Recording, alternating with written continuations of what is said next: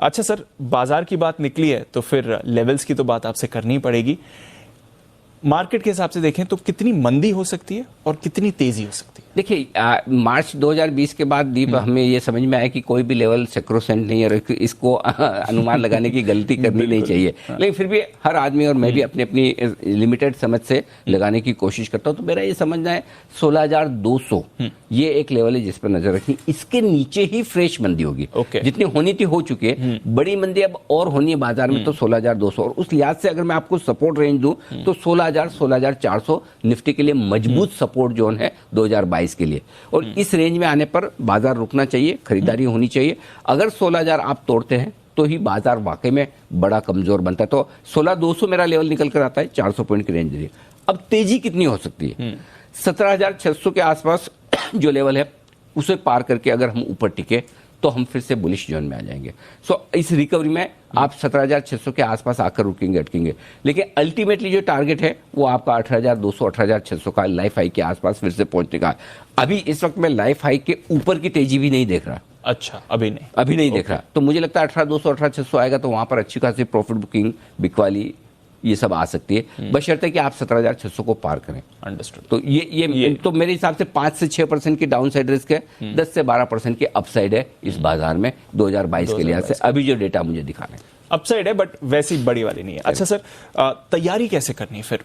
किस तरह से, स्पेशली जो हमारे नए निवेशक हैं, रिटेल पार्टिसिपेशन तो इतना बड़ा है, कैसे तैयारी करें 2022 के लिए? देखिए, सबसे बड़ी तैयारी तो उन इन्वेस्टर्स को करनी है जो पिछले 1.5 साल में बाजार में आए हैं और वो अभिमन्यु हैं, जिन्हें मैं कहता हूं कि वो मतलब चक्रव्यूह में घुस तो गए, बाहर कैसे निकलना पता नहीं। तो इस चक्रव्यूह में से बाहर निकलने का एक ही तरीका है कि आप इंतजार करें चक्रव्यूह के अपने आप टूटने का। अच्छा।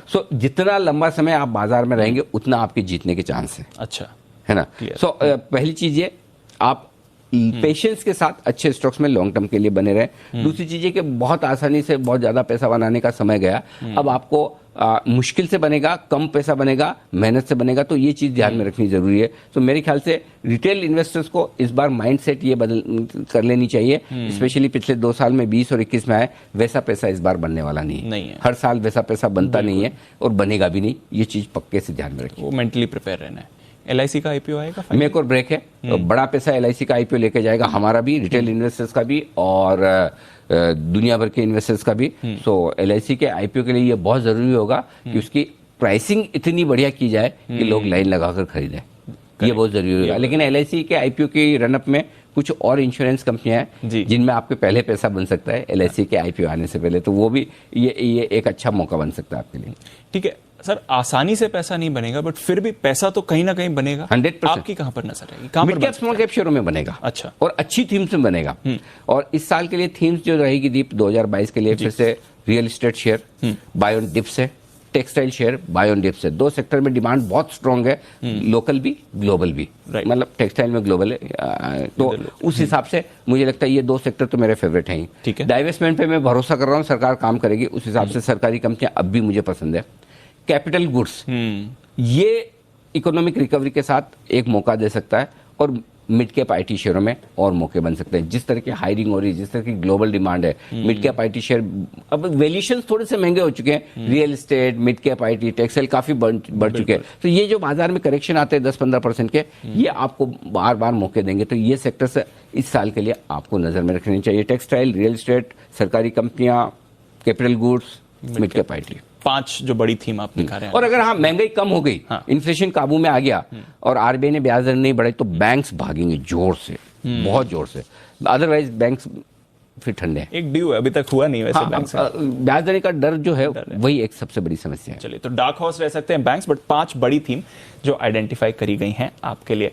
तो फिर सर, फाइनल बात यही निकल कर आती है कि 2022 की अगर हम तैयारी करते हैं तो आपके कुछ गुरु मंत्र बताएं जो हमें ध्यान में रखने हैं। एक्चुअली 2022 के लिए कोई अलग से दीप ऐसे गुरु मंत्र हो वैसा नहीं है, जो आमतौर पर हमारे काम आते वही है।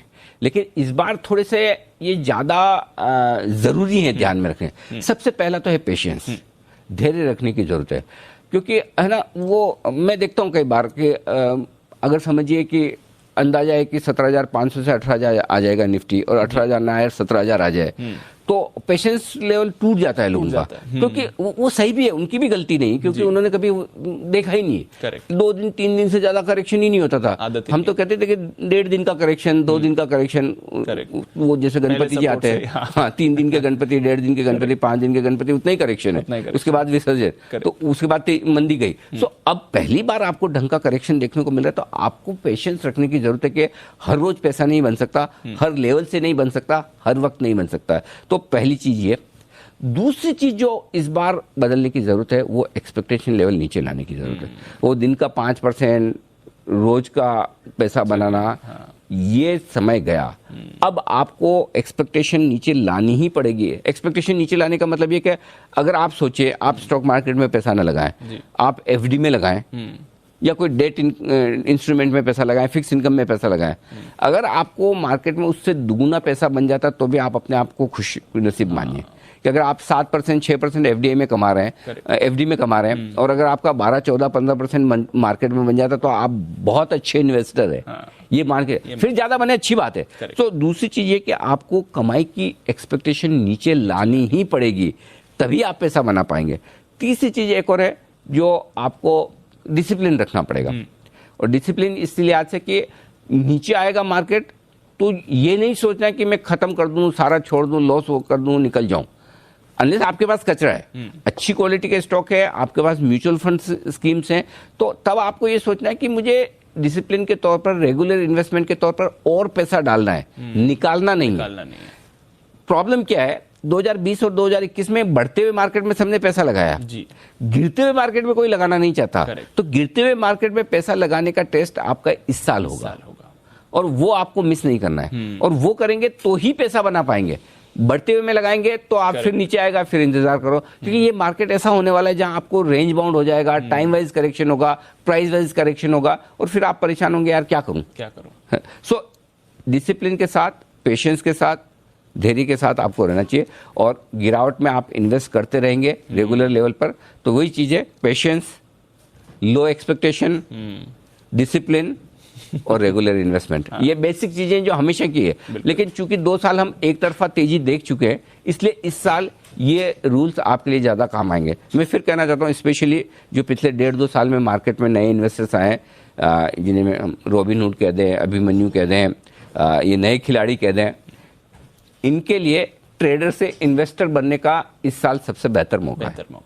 आपने देखिए, हमेशा होता है कि आप ट्रेडिंग करके जल्दी पैसा बनाना चाहते हैं, क्योंकि इनिशियल लेवल पे हमेशा सबको कैपिटल कम होने की दिक्कत रहती है। आपके पास बहुत ज्यादा पैसा नहीं होता कि इन्वेस्ट करके बैठ जाए।